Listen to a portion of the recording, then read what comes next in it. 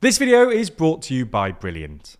Last month, Japan's Prime Minister Fumio Kishida announced that he would resign as leader of the ruling Liberal Democratic Party, and by extension give up his role as Prime Minister. His government has seen its approval sink to record lows, and the LDP, which has governed Japan for virtually all of the past 7 decades, saw its support fall dangerously in the polls after a series of political scandals and public dissatisfaction with the economy. Kishida's decision kick-started perhaps the LDP's most competitive and unpredictable leadership election for quite some time, and means that Japan is on course for its 4th Prime Minister in as many years. With the leadership campaign officially beginning just a couple of days ago, in this video we're going to explain how the election works, why it's significant, and take a look at the candidates for the top job.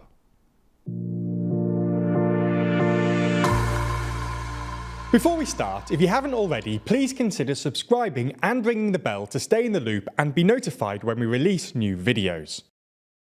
So, how does the LDP leadership election actually work? Candidates must be serving LDP lawmakers in the National Diet, Japan's parliament, and they need at least 20 nominations from other LDP lawmakers to qualify. Campaigning began a few days ago, with just 2 weeks until the vote on September the 27th. A record 9 candidates have joined the fray, making it the most crowded leadership election in the LDP's history.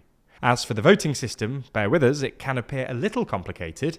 In the first round, candidates are competing for a total of 734 votes. LDP lawmakers cast half of these votes, so 367, while the other half are distributed to candidates proportionally to how the party's membership casts their ballots. A candidate wins outright if they secure more than 50% of the votes, but given the number of candidates, it's far more likely that a runoff between the top 2 will be necessary. The runoff is weighted more towards lawmakers, as they again cast their 367 votes, topped up by 1 vote from each of the LDP's 47 prefectural chapters, making a total of 414 votes. Whichever candidate receives the most votes is elected party leader, and will then be confirmed as Prime Minister by the LDP-controlled parliament. Any new Prime Minister faces the challenge of rebuilding public trust in the LDP and confidence in the economy, while facing a complex security environment involving China and North Korea, and navigating important relationships with the US and South Korea. So, who is actually standing for the leadership? Well, the full list is on screen, but for efficiency's sake, we'll take a look at the 3 who are polling best among party members. First up, and one of the main 2 frontrunners, is Shigeru Ishiba. The 67-year-old veteran lawmaker and former defense minister is making his 5th and, he says, final bid for the leadership. Among other things, Ishiba wants to reduce Japan's reliance on nuclear energy and has called for an Asian version of NATO, wants to put the US-Japan military partnership on an equal footing, supports amending the country's pacifist constitution, and supports legislation to allow married couples to keep separate surnames, something that has divided the LDP. He wants to accelerate party reform to deal with the fallout from the recent slush fund scandal and give more weight to the party membership in leadership elections.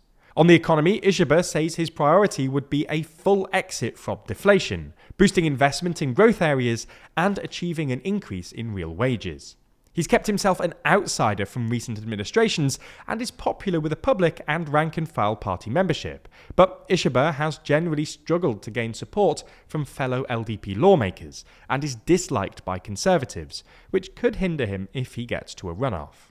Ishiba's been vying for first place in polls with other main frontrunner, former Environment Minister Shinjiro Koizumi, who at 43 would be Japan's youngest ever Prime Minister, and has promised to accelerate reform and change what he's called the old-fashioned LDP. His youth and relative political inexperience have helped him present himself as a break from the past at a time when the LDP is seeking to rebuild trust with voters. But his inexperience is also perhaps his biggest vulnerability. On the economy, Koizumi says he'll basically carry over the economic policies of outgoing Prime Minister Kishida.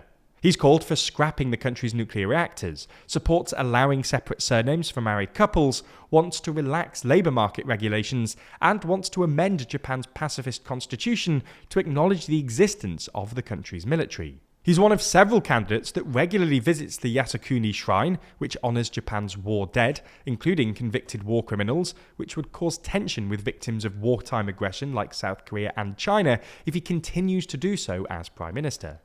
Koizumi says he would seek to meet with his Chinese and South Korean counterparts soon after taking office, plus hold talks with North Korea's Kim Jong-un and strengthen the US-Japan alliance.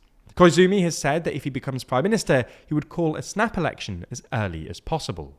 The next candidate behind the two frontrunners is Economic Security Minister Sanae Takaichi, a staunch conservative and one of two women in the race. 63-year-old Takaichi also regularly visits the Yasukuni Shrine and wants to amend the constitution. She opposes the separate surname legislation, is against same-sex marriage, supports the imperial family's male-only succession, and is pro-nuclear energy. Takaichi is the main candidate representing the nationalistic right wing of the broadly conservative party, and is known as a China hawk. She's been described as a protégé of former Prime Minister Shinzo Abe, with Abe endorsing her in 2021 for her first and unsuccessful bid for the leadership. As a proponent of Abenomics, she's an advocate of aggressive monetary easing, and also wants to pursue growth with a strategic fiscal stimulus. The risk for Takaichi this time round is that the right-wing vote is split between her and another Conservative candidate who's polling in a worse position. The average of several recent polls of LDP members puts Koizumi in first with nearly 29%, Ishiba in second on just over 25%, and Takaichi in third on around 13%. So, as things stand, it's a reasonable prediction that Koizumi and Ishiba may well face off against each other in a runoff. At that point though, LDP lawmakers' votes have a lot more weight, so the top two finishers will need to secure support from as many as their colleagues as possible, especially from the 7 eliminated candidates and their supporters. And given that the party's influential factions have virtually all been dissolved, it will be a much more open runoff than previous contests. Regardless, election fever will persist even after the leadership campaign is wrapped up, as Japan's next general election must be held by the end of October 2025, though it's not unlikely that any new leader may opt, as Kishida did in 2021, to call a snap election as soon as they can. With issues like these, it's often hard to come to the right conclusions. So if you want to improve your decision making, you'll want to check out Brilliant. Brilliant is where you learn by doing, with thousands of interactive lessons in maths, data analysis, programming, and AI. For instance, there's the Scientific Thinking course, which takes you on an interactive tour of our physical world. You'll engage with key scientific principles and theories, from simple machines like gears and pulleys to Einstein's special theory of relativity. It's not just a bunch of lectures either, with hands-on lessons that have you comparing circuits to understand voltage and current, playing snooker to learn the rules of collision, planning your itinerary for an intergalactic music festival on a space-time diagram, and more. That way you'll build your natural intuition while gaining deep knowledge of scientific principles. Find out more and to try everything Brilliant has to offer for free for a full 30 days, visit brilliant.org/TLDR. Or click the link in the description. You'll also get 20% off an annual premium subscription. Thanks for your support, and thanks to Brilliant for sponsoring this video.